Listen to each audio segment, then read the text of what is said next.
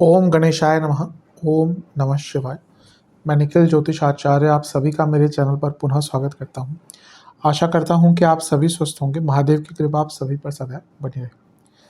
ये वीडियो मकर यानी कि कैप्रिकॉर्न के लिए बहुत विशेष है, क्योंकि वीडियो है आने वाले सप्ताह यानी कि 26 मई से 1 जून 2025 के साप्ताहिक राशिफल के बारे में। कैसा रहेगा आने वाला सप्ताह मकर के लिए। जो मेरा साप्ताहिक राशिफल होता है वो प्रमुखतः चंद्रमा और उनकी गति पर आधारित होता है। चंद्रमा एक ऐसे विशेष ग्रह हैं जो बहुत तेज गति से भागते हैं और करीबन 2.25 से 2.5 दिन में अपनी राशि बदल लेते हैं। तो स्वाभाविक है कि पूरा हफ्ता जो कि 7 दिन का होता है उस पर चंद्रमा कई बार राशि बदलेंगे। चंद्रमा मन के कारक है और उनकी विशेषता ये भी है कि जिस भी भाव में जाते हैं उसको एक्टिवेट कर देते हैं, इसलिए डे टू डे एक्टिविटीज़ पर उनका इम्पैक्ट बहुत होता है और इससे साप्ताहिक राशिफल की विशेषता बहुत होती है। क्या प्रभाव रहेगा आने वाले सप्ताह में हमारे जीवन पर चंद्रमा का, उनके गोचर का, बाकी ग्रहों के प्रभावों का, इसको समझने के लिए कहीं ना कहीं साप्ताहिक राशिफल अति विशेष होता है। यदि आपकी लग्न राशि या चंद्र राशि मकर है, दोनों ही गाइडेंस के लिए इस राशिफल को देख सकते हैं। जहां से आपको ज़्यादा सूट करता है, रिलेट करता है, वहां से इसको ऑब्जर्व कीजिए। व्यक्तिगत तौर पे मेरा मानना है कि लग्न राशि से देखेंगे तो अच्छा है। इनकेस नहीं पता आपको अपनी लग्न राशि, तो आप अपनी चंद्र राशि से भी इसको ऑब्जर्व कर सकते हैं। तो शुरू करते हैं इस अत्यंत महत्वपूर्ण साप्ताहिक राशिफल का। चंद्रमा आपके पंचम भाव में आ जाएंगे यानी कि वृषभ में।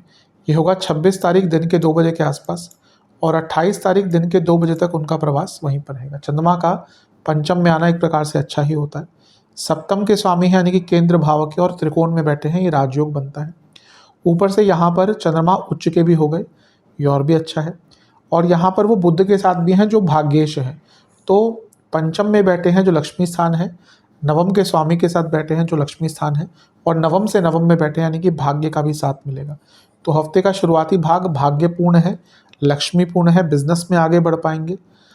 बस एक ही दिक्कत है या कुछ 2-3 दिक्कतें हैं कि सूर्य के साथ बैठे हैं चंद्रमा जो अष्टमेश है, तो ये युति क्या बनती है, अमावस्या दोष। बुध के साथ बैठे हैं जो कन्फ्यूजन क्रिएट करती है और बुध छठे घर के स्वामी यानी कि चिंताएं, और शनि का इम्पैक्ट भी पड़ा है तो विषदोष भी बनता है। तो जहाँ भौतिक रूप से अच्छा है, जॉब चेंज के लिए भी बहुत अच्छा टाइम है। 10वें से अष्टम में अमावस्या दोष का बनना अचानक से जॉब चेंज का योग बनता है। लेकिन धन प्राप्ति जहाँ बहुत दिख रही है, मानसिक दृष्टिकोण से अच्छा टाइम नहीं रहेगा। अनिश्चितता रहेगी, डिप्रेसिव थॉट्स भी आ सकते हैं, नेगेटिव फीलिंग, बहुत ज़्यादा ओवर थिंकिंग, ये सारी चीज़ें बहुत तंग करेंगी यहाँ पे। थोड़ा सा अपने मानसिक, और पंचम में है तो ओवर थिंकिंग बियॉन्ड लेवल जाएगी। नवांश कुंडली कह रही है कि हर चीज़ को समयबद्ध तरीके से कीजिएगा, जल्दबाजी में कुछ मत कीजिएगा। दशांश कुंडली कार्य क्षेत्र में ये वो समय है जब आपको थोड़ा एनालाइज करना पड़ेगा कि कैसे आगे बढ़े। और जॉब चेंज का तो जैसा मैंने कहा अच्छा टाइम है। बिजनेस की जहाँ तक बात है, आपको थोड़ा सा अपने बिजनेस में कॉन्टिन्यूटी और स्टेबिलिटी पर काम करना पड़ेगा। समय ही अच्छा है लेकिन लॉन्ग टर्म प्लानिंग पर, कॉन्टिन्यूटी पर, स्टेबिलिटी पर काम करना है। लव लाइफ, मन में जो भी विचार चल रहे हैं उनको ढंग से अपने पार्टनर के सामने रखिएगा। वैवाहिक जीवन की जहाँ तक बात है सब ठीक है, ऐसी कोई दिक्कत नहीं दिख रही। एक ही परेशानी है कि नयापन नहीं आ रहा, बहुत बोरिंगनेस दिख रही है। तो बोरिंगनेस से निकलने के लिए कुछ नया करना पड़ेगा। स्टूडेंट्स, अपने ऊपर ट्रस्ट बढ़ाइए, उसकी कमी दिख रही है। सेहत के हिसाब से पेट के रोग, नसों के रोग, एंग्जाइटी, सर्वाष्टक, तीसरा भाव अत्यंत बली है।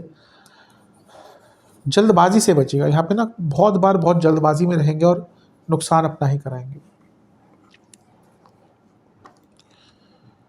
28 तारीख दिन के 2 बजे के आसपास चंद्रमा राशि बदल के आपके छठे भाव में आ जाएंगे यानी कि मिथुन में, और 30 तारीख शाम के 4 तक यहीं पर रहेंगे। चंद्रमा का छठे भाव में आना एक प्रकार से बहुत अच्छा नहीं माना जाता। केंद्र के स्वामी हैं और अपने से 12वें में बैठे हैं, ये थोड़ा सा मानसिक अशांति दिखाता है। अच्छी चीज़ ये है कि यहाँ पर वो गुरु के साथ है जो विपरीत राजयोग बना रहे हैं।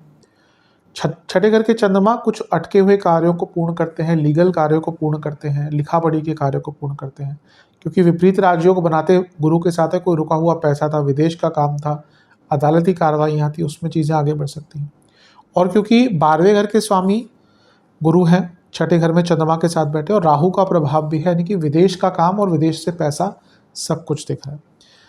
बस ये है कि क्योंकि गुरु आपके 12वें घर का स्वामित्व लेते हैं और चंद्रमा के साथ छठे भाव में बैठे हैं, ये व्यर्थ की चिंताओं को बहुत बढ़ाएगा और क्योंकि गुरु का प्रभाव है तो उसको बहुत एग्जैजरेट कर देगा, यानी कि आप ऐसी चीज़ों में अपना सोच कर मन को खराब करेंगे जिसका प्रैक्टिकली शायद आपसे कोई लेना देना ना हो।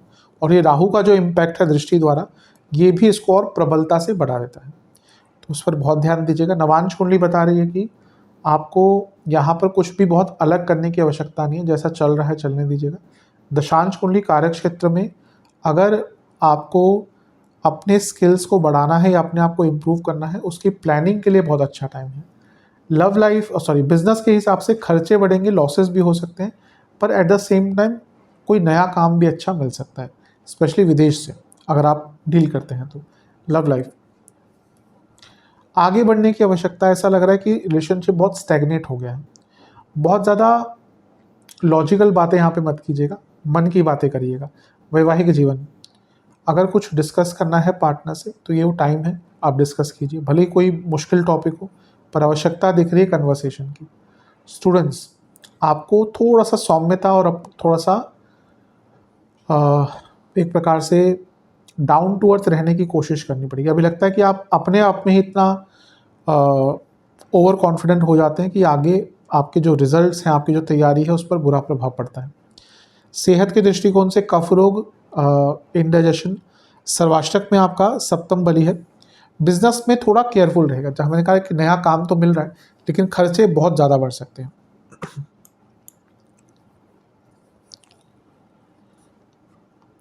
30 तारीख शाम के 4 बजे चंद्रमा आपके सप्तम भाव में आ जाएंगे, यानी कि कर्क में, और सप्ताह के अंत तक यहीं पर रहेंगे। चंद्रमा का सप्तम में आना न्यूट्रल होता है, लेकिन क्योंकि वो यहाँ पे अपने ही भाव में है तो ये अच्छा है, राजयोग बन रहा है। और यहाँ पे चंद्रमा लाभेश मंगल के साथ और चतुर्थेश मंगल के साथ है, ये दो केंद्र के स्वामी यहाँ पे मिल गए, यानी कि ये बहुत अच्छा राजयोग बन रहा है। प्रॉपर्टी खरीदनी हो, क्योंकि चौथे घर के स्वामी मंगल हैं, प्रॉपर्टी के कारक, और चौथे से चौथे में बैठे हैं चंद्रमा के साथ। प्रॉपर्टी खरीदनी है, कंस्ट्रक्शन करानी है, रेनोवेशन करानी है, अच्छा टाइम है।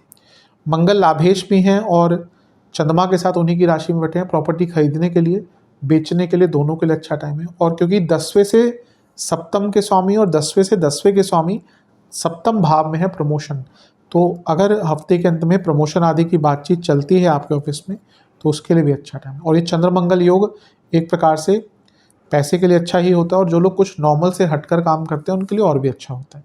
बस ध्यान ये देना है कि मंगल नीच के हैं तो गुस्सा बहुत रहेगा, और क्योंकि यहाँ से दोनों ग्रह सीधा लग्न भाव को देख रहे हैं तो जो एग्रेशन है कभी कभी आउट ऑफ कंट्रोल भी जा सकती है, तो इस पर ध्यान दीजिएगा। नवांश कुंडली बता रही है कि बहुत तेज गति से पैसा आ सकता है, स्पेशली बिजनेस में। लव लाइफ की जहाँ तक दशांश कुंडली की जहाँ तक बात है, कार्य क्षेत्र में कुछ रिस्क मत लीजिएगा, कुछ ऐसी चीज़ मत कीजिएगा कि बने बनाए काम बिगड़ जाए, केयरफुल रहेगा। बिजनेस, कुछ नया सोर्स खोलना है पैसे का, कुछ नया काम स्टार्ट करना है, अच्छा टाइम है। लव लाइफ, एक ही दिक्कत दिख रही है कि आप प्रेजेंट पे नहीं रह पा रहे, या तो एकदम बहुत आगे की सोचेंगे या तो एकदम अतीत की, और इसके कारण क्या हो रहा है ना कि प्रेजेंट पर फोकस नहीं है। वैवाहिक जीवन, सपोर्ट की आवश्यकता, अगर कोई दिक्कत है तो किसी आसपास के व्यक्ति से सपोर्ट मांगिए, बातचीत कीजिए। स्टूडेंट्स, आप बहुत कुछ अच्छा कर सकते हैं लेकिन आप उस एरिया में ट्राई ही नहीं कर रहे, थोड़ा सा अपने प्रयत्नों को बढ़ाइए, बहुत अच्छा कर सकते हैं। सेहत के हिसाब से overthinking, anxiety, gall bladder, liver, इनके दिक्कत तंग कर सकती है। सर्वाष्टक में आपका लग्न भाव ही बली है, ये बता रहा है कि हफ्ते का अंतिम भाग कुछ बड़े डिसीजंस को प्लान आउट करने का है, इम्प्लीमेंटेशन नहीं कहूँगा लेकिन प्लान आउट करने का है। उपाय के स्वरूप में ओम सूर्य पुत्राय नमः मंत्र का 21 बार जाप करके शनिदेव को एक सरसों के तेल का दिया अर्पण कीजिएगा। आशा करता हूँ वीडियो काम आएगी। चैनल पर नए हैं सब्सक्राइब कीजिए, वीडियो को लाइक कीजिए। मिलता हूँ अगली वीडियो में, तब तक के लिए ओम नमः शिवाय।